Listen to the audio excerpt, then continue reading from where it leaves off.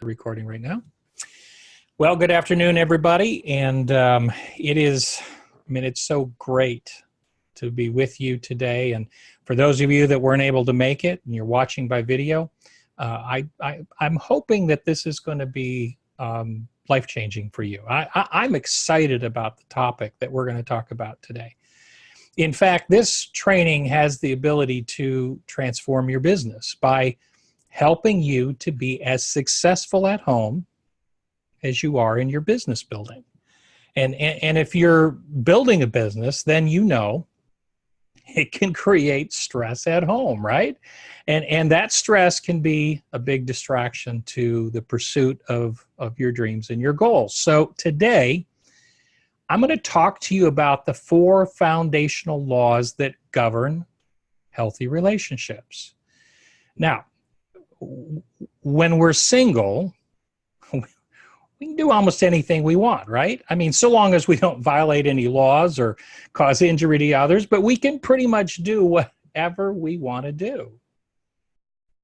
But all of that changes when we get into a serious, committed relationship, especially when we get married. Suddenly, it's not just about my opinion.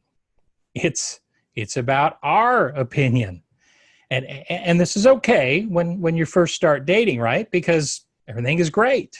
It's exciting. You're falling in love. You don't care about all those times when you don't agree because you're just thrilled with where the relationship's going. And then it happens. As the relationship matures and you get committed to each other, maybe even married, and now all of those things that never bothered you before, well, suddenly those little things annoy the living daylights out of you, right? Well, here's the thing. For a relationship to work, for marriage to function, we have to understand everything, and I do mean everything has changed. If we want to enjoy the benefits of a great relationship, then we have to realize and accept the fact that everything has changed. You have left your former way of life and you have embraced a new reality. Now, you have to make the most of every decision together. You have to leave your former way of life and you have to accept your new way of life. And this new way of life is governed by a new set of rules. Let's call them laws. And if you understand the laws that govern this new way of life, then you are on a journey that is going to be one of the most rewarding journeys you've ever been on. It's in fact, a good relationship, a good marriage is one of the most rewarding human relationships that exist. But if you violate the laws that govern this new way of life, then you're in for a rough road ahead. In fact, there are 4 foundational laws that govern successful relationships. And if you honor those laws, you're going to have a happy and healthy relationship. But if you violate even one of them, you'll bring conflict and frustration into the relationship. And if you stay in the frustration zone long enough, then you'll likely see the end of your relationship, or the end of your marriage. So understanding these 4 foundational laws is vitally important to your happiness. Now, these laws are not there to punish you, as you might think. They're actually there to protect you. I mean, think about it. That's how universal laws work. They protect us much more than they limit us. The law of gravity, for example, it keeps us firmly planted on the face of the earth, because without it, we just simply float away into space, and that's not a good outcome. So laws are there to protect us, not to restrict us. The laws create order and safety, and there are 4 foundational laws that protect our relationships if we honor them. If we honor them, they'll create an atmosphere that produces a rewarding outcome. but violate them and chaos will soon follow. Now, many people have rejected these laws and they're suffering the consequences as a result. So let's look at the 4 foundational laws that govern healthy relationships. Law number 1, it is the law of priority. Now, relationships function best when we have them properly prioritized. Your most important relationships, they simply will not function if they're out of position. If you're married, your relationship with your spouse is your most important human relationship. Now, as a person of faith, for me, my relationship with God is my top priority. But if you're not a person of faith, then your relationship with your spouse or your significant other, if you're not married, will not function properly if you put anyone or anything else as your top priority. When you violate this universal law, you create what's called legitimate jealousy within your spouse or your significant other. Now, we've all been conditioned to think that jealousy is bad and it's selfish. And I got to say that selfish jealousy is bad. But there is a legitimate jealousy which serves as a protective warning mechanism. It lets us know that our priorities are out of alignment somewhere. It's your relationship's way of telling you, hey, listen up. Hey, and you want to listen to it, or damage is going to result. So let's look at how to establish and maintain right priorities in your relationship. And there are 4 ways that we demonstrate our priorities. And our priorities must be proven in real terms, not just words. So here are the 4 ways, and there's probably many others, but we're going to just talk about 4 ways that you can make your relationship a priority. Number 1 is sacrifice. What will you give up for me? What will you give up for this relationship? Debbie and I have good friends who early in their marriage, he was an avid golfer. When I say avid, he golfed 3 to 4 times a week. You know anything about golf, you know that was a tremendous amount of time away from home. And he didn't care. And their marriage was terrible and suffering as a result of it. And when he realized that he was destroying the relationship, he gave up golf for a season. And when they repaired the relationship, he put golf in a healthy position. No longer was it in number 1. So sacrifice. What are you willing to sacrifice for the relationship? Number 2 is time. How will you demonstrate consistency with your time? And this isn't as much about quantity as it is about quality, because if you work a job, you're going to be gone at least 40 hours a week, plus travel time and so forth. There's a big chunk of time gone there. You're sleeping part of that time. So we're not just talking here about quantity of time, but the quality of time. When you are together, how do you treat the relationship? Is it a priority, or do you take it for granted? Now, number 3 is energy. How do you demonstrate your desire to meet my needs as a part of this relationship? Do you show energy toward our relationship, or do you demonstrate that other things are more important, that other things are a bigger priority? An example of this violation would be multitasking on your phone or your computer when you're trying to have a conversation with your spouse. And the number 4 way that we show energy in our priorities is attitude. Do your words, your actions, your expressions, do they say, hey, I am pursuing you. I'm interested in you. I'm glad you're around. I'm positive in my thoughts about you, and you're important to me. This is called affirming. Are you an affirming partner? Or are you negative or forgetful towards the relationship? Now, here's the real challenge with the law of priority. Priorities must be constantly protected from good things. That's right. Most of us have to protect ourselves from good things, the things that are important and good, but out of priority. One of the areas we see this often is with children. Now, I know children can be very demanding, especially in the early stages of their life.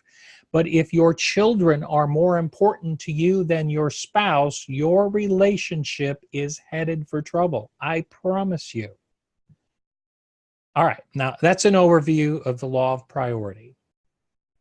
Number 2 is the law of pursuit, which says that you must pursue the relationship with energy every day. I mean, look, relationships are hard work. They are. But when you work at it, it works. When you don't, it doesn't work. And here's the problem with the law of pursuit. It's our human nature. We work hard at something until we get what we want, and then we get lazy. We take each other for granted. So our own human nature is a threat to maintaining the law of pursuit. Now, there's another threat, and it's society's misconceptions about love and relationships. For example, people think if I married the right person, the positive emotions will just naturally and effortlessly occur throughout the relationship. And this comes from Hollywood's happily ever after mentality. What this type of thinking fails to realize is emotions can't fuel a relationship long term. That's right. Emotions cannot fuel a relationship long term. It will fuel it in the short term for sure, especially in the early stages of a relationship. Emotions are running very high. But in the long run, when life sets in, and reality sets in and routine sets in, only commitment can do that.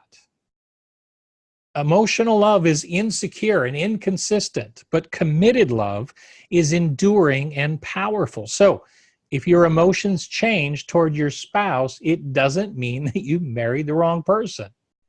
It simply means that you have somehow violated the law of pursuit. See, positive events, positive experiences and positive actions, they cannot fuel the relationship long term. Those emotions will carry you only so far. Relationships don't function on big events.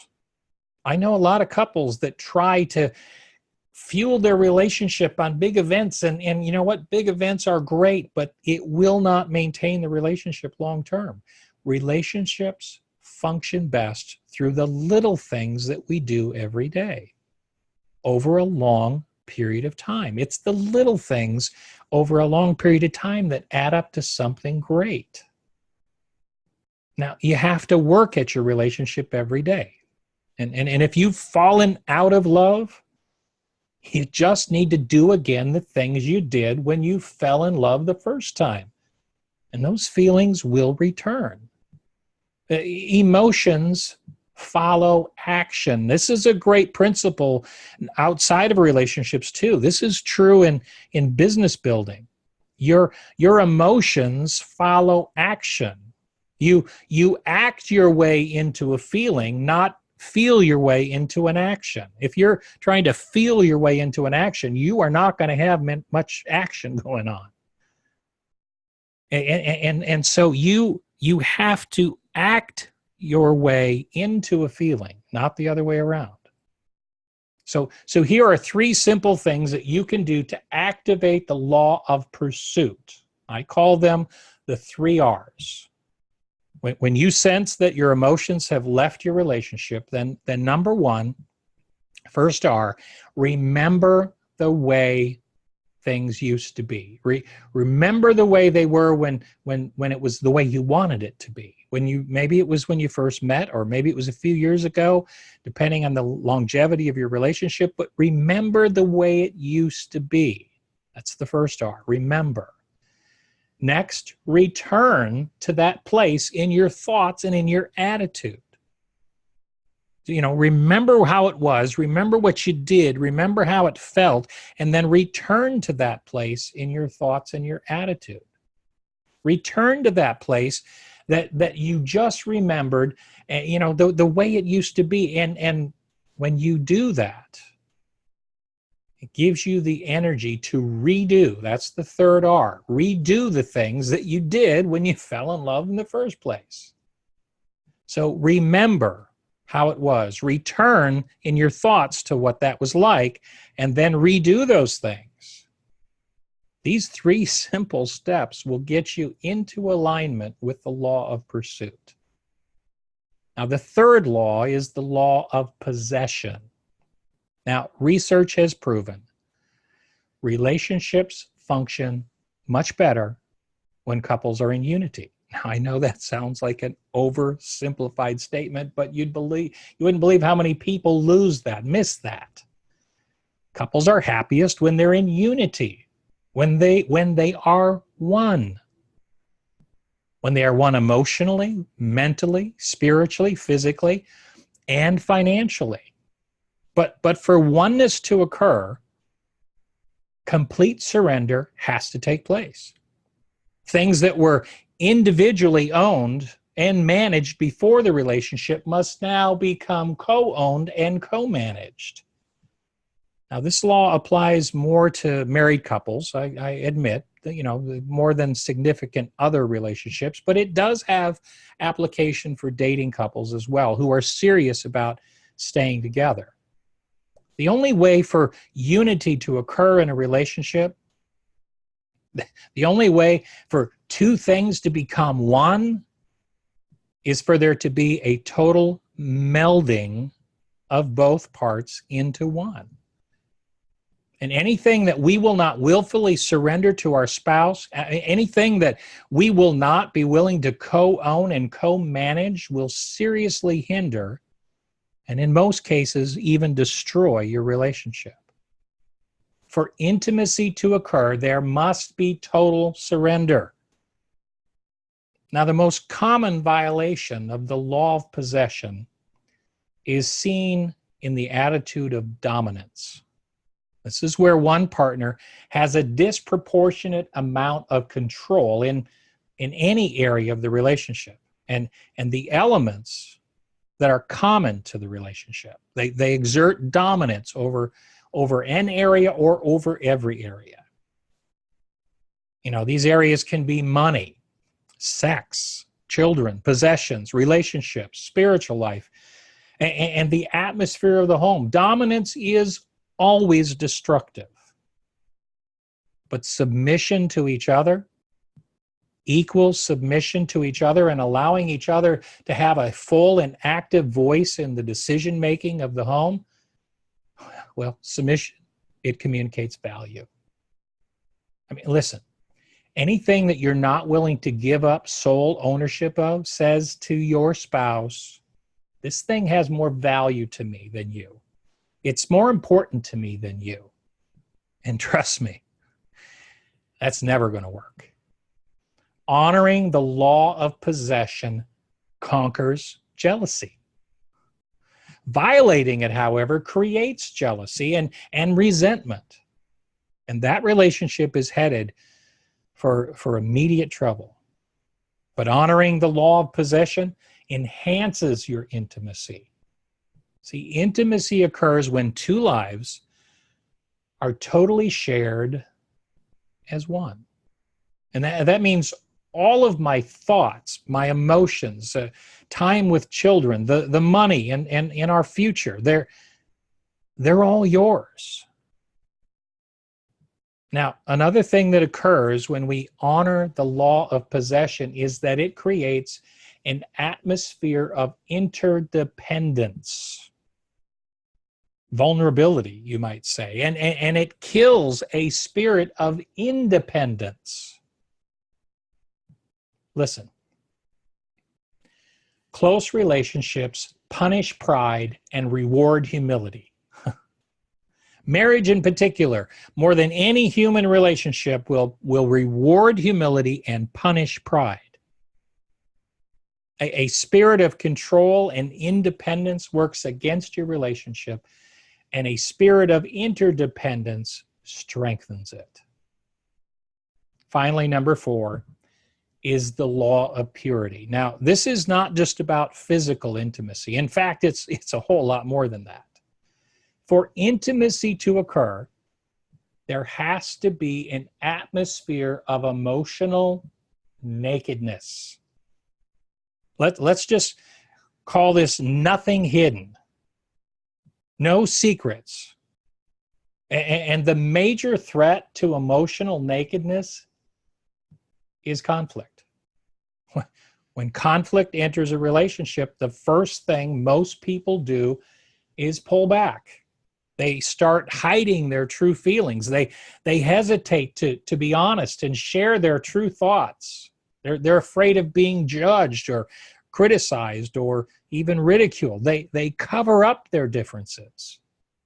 They cover up their most sensitive areas. And when they do, they lose emotional intimacy.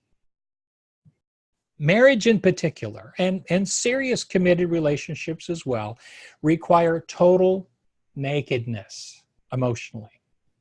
No other relationship is as dependent on open and honest communication as a married or seriously committed relationship. In fact, without purity in your relationship, you will be unable to resolve conflict when it comes. And I promise you, it will come. Every relationship has conflict. It is not conflict that destroys the relationship. It is the inability to resolve that conflict. And you cannot resolve it if you're not willing to be open, naked, emotionally. See, resolution only comes when we uncover our differences and our most sensitive areas, and we lay them bare before our partner. When you have purity in your relationship, you can trust each other with your differences, as well as your most sensitive areas of life. Without emotional nakedness, you are unwilling to trust each other. You're unwilling to expose the sensitive areas of your life. You cover up, you pull back, you draw away, and it divides the relationship. So in closing, here are some simple ways to create purity in your relationship. First, be mindful of your words and your actions. Ask yourself, are your words threatening or hurtful or selfish? What is the motive of what you're doing and what you're saying? And if your motive is wrong, if you find that it's wrong, if so, will you make an adjustment? You will make it hard for your partner to be emotionally naked with you if you won't adjust. And you will never discover the thoughts and the emotions that are driving their behavior. See, everything we say and do affects our spouse's ability to be open and exposed to us, to be emotionally naked to us. Now, the number 2 way that we demonstrate purity is to learn to take responsibility for our own behavior.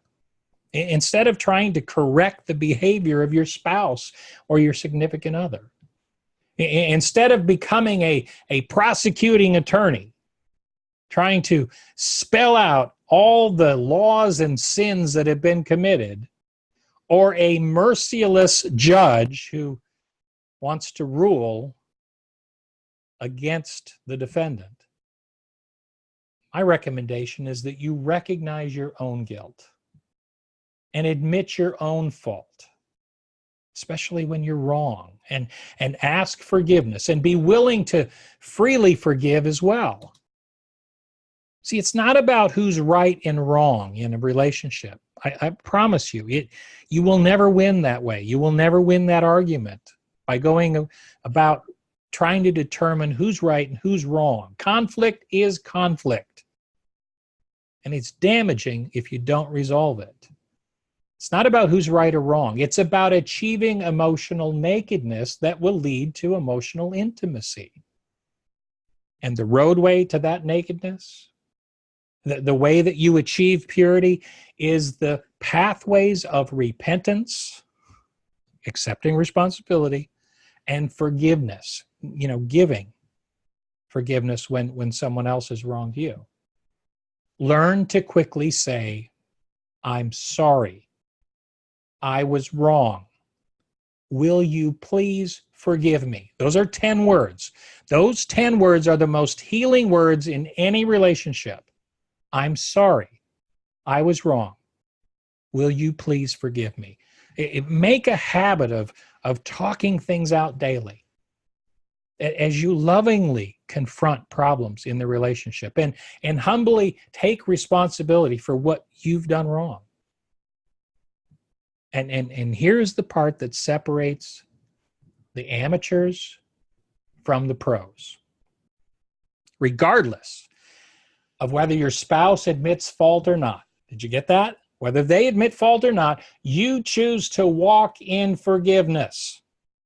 You choose to take the high road.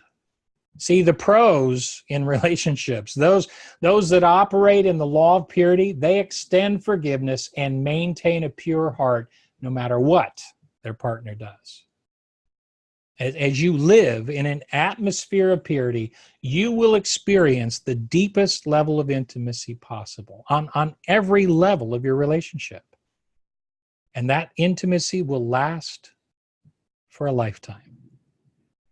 So there you have a quick summary of the 4 universal laws of great relationships. Again, they are priority, making your relationship the most important relationship in your life. In word and deed. Number 2 is pursuit, pursuing the relationship in a meaningful way every day. Number 3 is the law of possession, which is the co-owning and co-managing of all the resources of the relationship. And number 4, purity, achieving emotional nakedness, which creates a level of intimacy that is greater than sex. Yeah, it is. Now, I'm not going to sell anything on this training today, but if you want to learn more about this, this is actually a whole day workshop. But if you want to learn more about the 4 foundational laws of relationships, you can join one of our upcoming classes that teach these principles in depth over 4 sessions. And so to get information on that, just reach out to us after today's session and let us know that you'd like that information. So with that, let's see if anybody has any questions. And before we get to questions, I'm going to unmute Debbie. Debbie, did I miss anything? Should I have added anything to that? Oh my gosh, we could have kept them here for like 4 days. I can just tell you that I never get sick of listening to this stuff because it just makes me look at what can I improve on, what can I do better on, and I was kind of grading myself along the way when he was like going through this stuff, and I highlighted in these 2 little green colors, energy, when it says the things you're supposed to do, sacrifice time, energy, and attitude. And Randy would probably agree with this recently, like in the past week, that my energy and excitement has taken a little bit of a toll, and my attitude has taken a little bit of a toll. So now that you went through this little bit of a review, and I went through this review, I know to figure out how to gain my energy. And you know how I always talk about filling up your vase? Do you ever think that maybe my vase hasn't been as full this week as normal? So maybe my attitude hasn't been as good as it should be. So I figured out, I learned something from this. So anyway, what I can tell you is we live those 4 principles. And Randy, he was a gift to me. So he knew this before I ever came along. And I can tell you that we practice getting out of the conflict. He would probably say not every day, but I would say we practice getting out of conflict every day. According to my Facebook, you guys would think that we are madly in love, and which we are, but you would think that we are like in la la land all the time. Guys, we work 24/7 together in the same business, in the same apartment. So we handle, but the thing is we get out of it so quickly because we respect these 4 laws. And I'm just so excited to have access to some people's marriages and relationships. And I just think this, to be honest with you, I think this is one of the best teachings on marriage and relationships. And if you went into a full-blown I don't know, a 4-week course on it or whatever. I just think this is like, would solve everybody's problems. And to be honest with you, if we all just acted this way, do you think we'd have to deal with the consequences? Because sometimes Randy and I have to deal with consequences because of my attitude. You would think that would be both of ours, but it isn't. It's usually just Debbie. Well, Debbie, you have already been forgiven, so Yeah, you don't have thank to worry about that. So what I just want to do is just give you guys hope that if you guys live by great values and principles that you know are right, and it's kind of like you guys live by principles with food and exercise. So why not with your relationships? And if you're listening to someone who doesn't have a great relationship, you're listening to the wrong person. Because you wouldn't listen to somebody, I mean, you would want, like if you were going to go get financial advice, you'd want them to have some money. So anyway, I just get tickled and excited every time you do this message, Randy, because Randy and I practice this and we're just trying to get better at it every day. So we don't get in as much conflict. So anyway, I'm not sure that I have anything other than I'm just excited about hearing it again. Well, very good. Okay, so I'm going to see if anybody has any questions. And